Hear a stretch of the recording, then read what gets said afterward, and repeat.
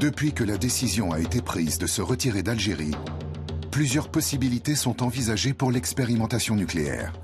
Les îles Kerguelen, la Corse, le Massif central, les Landes et dans le Pacifique, la Nouvelle-Calédonie et la Polynésie. Finalement, les militaires ne proposent qu'une seule option à De Gaulle.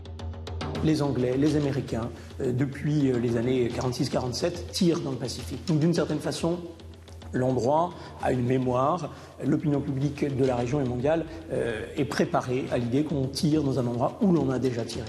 Et faire tirer dans le Pacifique, c'est rappeler que la France est aussi une puissance océanienne et qu'elle ne se couche pas devant les Américains à un moment où ils sont évidemment en pleine affirmation impériale pendant la guerre froide. Outre les militaires, De Gaulle fait mettre en place un dispositif de sécurité et de surveillance de toute la Polynésie et de ses hommes politiques. Et on va rejoindre tout de suite Emmanuel Amara. Bonjour Emmanuel Amara, je vous dis bonjour car il est 7 h du matin pour vous à Paris. Merci d'être avec nous. Au fil de votre documentaire, on comprend à quel point la vérité a été minimisée, voire complètement cachée aux Polynésiens. On ressent de l'injustice, c'est ce que vous vouliez montrer ? Oui, ce que je voulais montrer, c'est que, voilà, dans le cadre d'une politique très particulière, puisqu'il s'agissait quand même de la mise en route d'un programme nucléaire militaire, l'État français en fait s'est donné en fait tous les moyens, quitte à cacher la vérité, parce que voilà, il y avait une dimension stratégique et que évidemment il a demandé un sacrifice, et ce sacrifice il a été demandé aux Polynésiens. La population des Gambiers a clairement été contaminée et il n'était pas envisageable d'évacuer les habitants. Cela aurait eu un effet politique désastreux. C'est ce que vous dites dans le documentaire. C'est ce que je dis, c'est ce que disent les historiens qui ont travaillé sur ce dossier, sur cette recherche, et qui ont eu accès donc à tous ces documents déclassifiés. Oui, c'est-à-dire que le vouloir, parce qu'ils se sont rendus compte très rapidement, donc après ce premier essai, qu'il aurait fallu évacuer toute la population de l'archipel. En fait, finalement, ils pensaient s'être préparés, mais ça n'était pas totalement prêt. Ils pensaient avoir tout prévu, mais évidemment, on ne peut pas tout prévoir. Et qu'effectivement, de façon assez cynique, on n'a pas voulu évacuer les habitants, sinon ça aurait remis en cause tout le programme nucléaire. On sait aussi qu'un nuage est arrivé jusqu'à Tahiti en 1974, après le tir Centaure.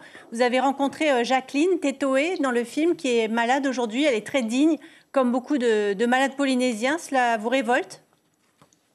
Oui, ce qui est révoltant, c'est d'abord, ça a été le mensonge, ensuite le mépris, parce que les effets radio-induits de ces essais nucléaires ont touché quand même beaucoup de gens, et beaucoup de gens se battent depuis avec des associations qui font un travail remarquable.